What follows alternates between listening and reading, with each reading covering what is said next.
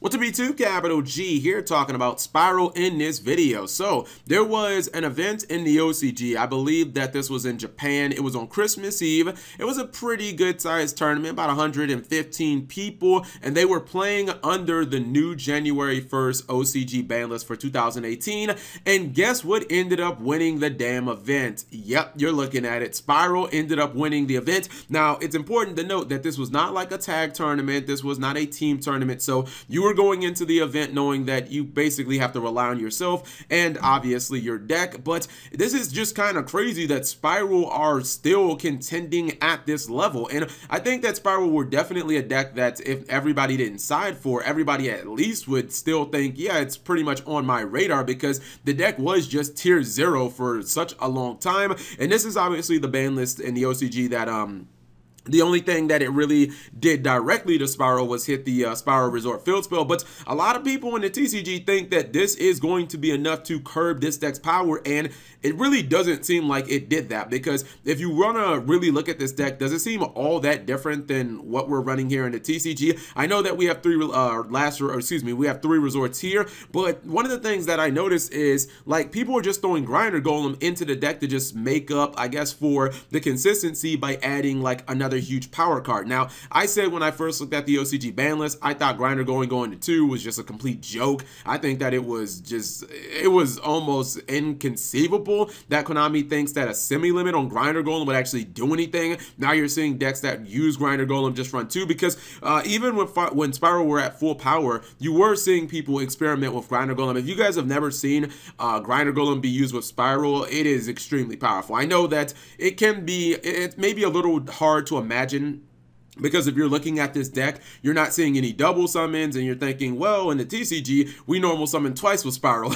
So this guy's playing the deck with no normal summons, essentially, Cap G, when he uses the Grinder Golem. Well, the thing about Grinder Golem is you usually are going to go into Skull Deed, like if you're not Max Seed, or if you don't get your Skull Deed hit with not Ash Blossom, but if your Skull Deed isn't like, well, I guess your Skull Deed can get Ash Blossom, but if your Skull Deed doesn't get Ghost Ogre or something like that, the thing about Skull Deed is it gives you a special summon, so it kind of makes up for your not having a normal summon. And then when you really look at Spiral, it's like, dude, they have so many ways to inherently special summon anyways. Like Super Agent special summons himself. You have 1-for-1 that's been staple for forever. This guy's running 2 copies of Big Red, and then because now, I guess, Foolish Burial Goods is like, you know, played at 3 in the deck and it's maxed out. Think about all of those Spiral spells and traps that you can just throw into the graveyard, you can banish them, and then you can special summon a Spiral monster from your graveyard or from your hand. So it seems relatively easy to still pop off with Spiral even when you don't have a normal summon that turn. And again,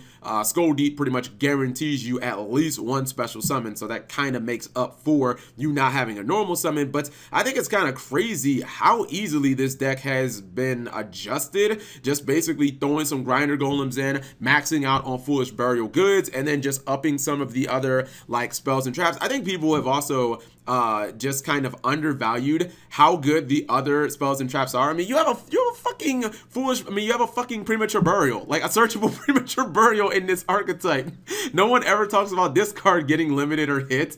I know it's a hard once per turn, but dude, you know how many archetypes in Yu-Gi-Oh would fucking kill for a searchable Foolish Burial? I mean, I keep saying foolish, for a fucking searchable like Premature Burial. It seems pretty damn good. You also have DD Crow, which a lot of times is just going to be searchable, so it is a still pretty like solid hand trap. And I want to say this, I think that Max C going to 1, or excuse me, going to 3 in the OCG, I feel like that actually helps Spirals. And the reason I say that is there are a lot of decks in the OCG, like the Plant Link deck that's kind of like the FTK. Like there are a lot of cheese decks in the OCG that they can't really stop if they start special summoning. Like if they go Gofu, they basically have to keep on going and there's no way that they can stop. Spiral aren't really like that. I mean, the deck is full of 1900 monsters. You run 6 1900 monsters, and even with Spiral Super Agent, like if they activate the effect and you chain Max C, if they whiff on the effect, the opponent or the player who has the Super Agent can just normal summon it,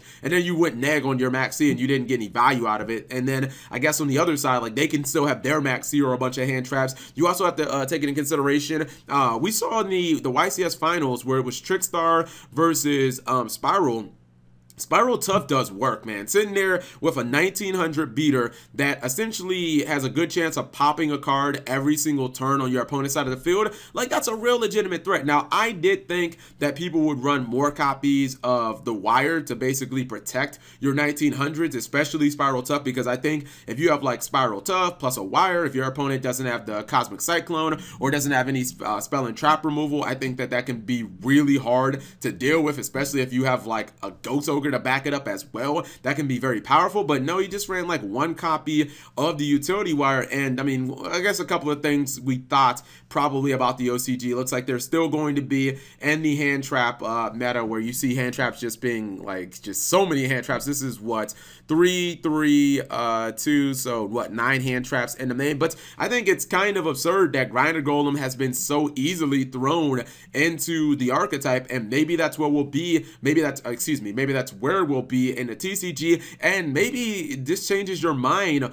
on what the proper hits for Spiral are. I've said ad nauseum, I thought that Spiral Drone was always a fucking stupid hit. I don't really think it ever did anything, and I'm really starting to wonder about Spiral Resort. Like, maybe if they're gonna do Spiral Resort and hit something else, but Spiral Resort as it's like by itself doesn't really seem like that's going to do all that much. I mean, don't get me wrong, obviously pendulums are going to get a lot stronger because, you know, heavy meta foes, Electrum plus Astrograph is just absolutely busted and absurd, but it looks like Spirals really haven't had any problems adjusting to Resort going to 1. I mean, it's just like, all right, we'll add in some more copies of Forged Burial Goods, we'll throw in some Grinder Golems, maybe put in another copy of Last Resort, because I thought that, you know, you could probably just like ban Master Plan, and then the deck would kind of become a control deck. But maybe the infrastructure of Spiral is so strong that it would be able to survive that too.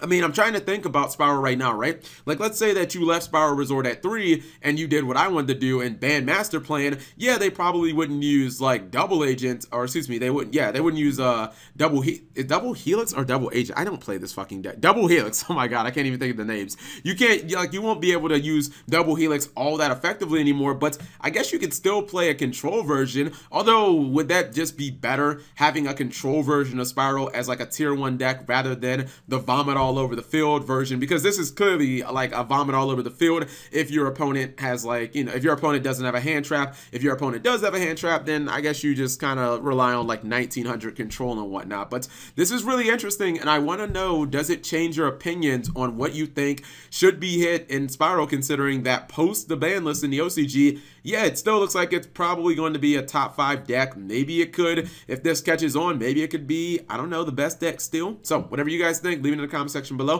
Thank you guys for watching. As always, subscribe if you have not already. Turn on that notification bell for daily videos. And actually, hold up, I want to talk about one other thing really quickly. There was something that I noticed, so that's why I added in a side deck that I find pretty interesting. When you look at the side deck, there is so much removal. Almost the entire side deck, outside of, I guess, Unending Nightmare, are cards that are primarily, I would say, focused around kind of going second. And I wonder if this deck was built specifically to go second. I was looking at Typhoon, which this card hasn't been played in forever, and it makes me think that this deck was built specifically with kind of Zephyra and Pendulum decks in general in mind, to be able to beat like Zephyra, which obviously is kind of Pendulum based, and to be able to beat like Pendulum Magicians, which I talked about is super strong. I wonder if Spirals, in addition to, let's just say in the TCG hypothetically, right?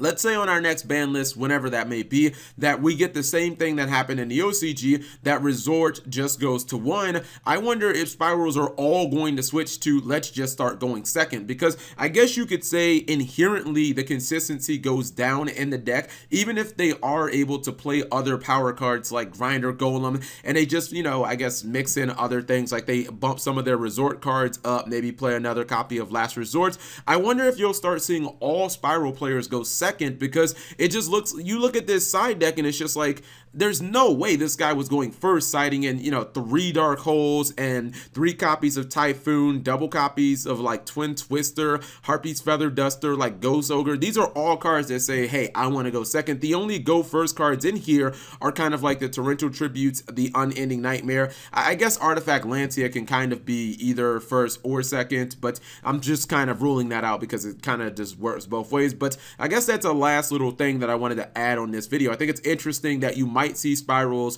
kind of shift towards them all wanting to go second. I do find it interesting that he didn't run any copies of Evenly Matched, but I wonder if that also might be because everybody's playing Artifact Lancia to try and counter Evenly Matched, because I'm thinking, like, what does Artifact Lancia really counter? But yeah, if your opponent tries to evenly match you, like, Artifact Lancia basically shuts that down. So I think that's all I wanted to add.